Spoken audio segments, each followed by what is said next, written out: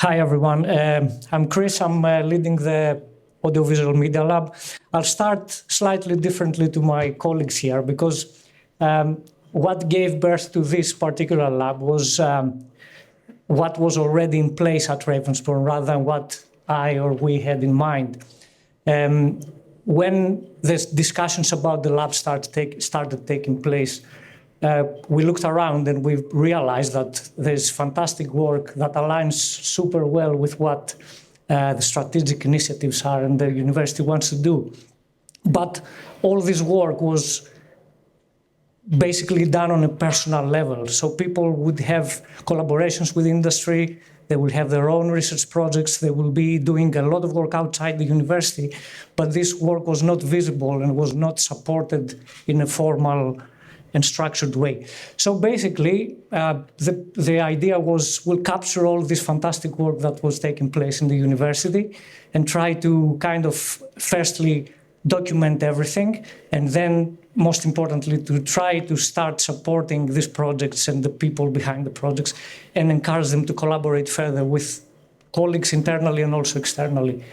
I'm not going to go through all the details here, but there are a few things that are important to highlight. The first one is, while doing this exercise of documenting all the projects, it became apparent that the work that took place had two basic threads.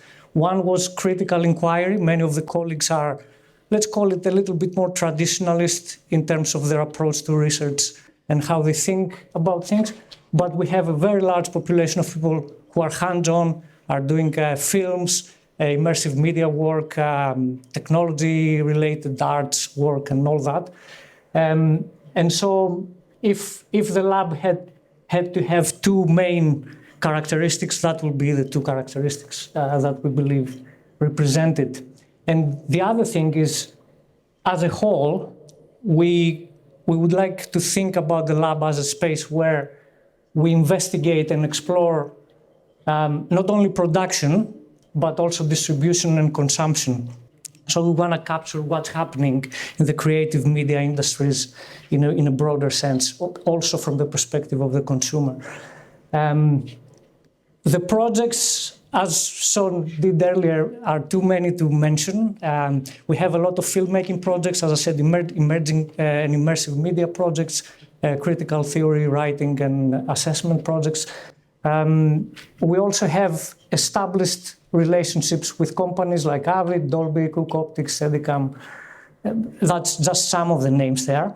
But we believe that the work and the volume of work that's happening here in the audiovisual space deserves a lot more exposure and networking than what we have at the moment. So that's a great opportunity for us to kind of open up these ideas to you. I think I used all my time, yeah? Yes. Okay, yeah. Thank you.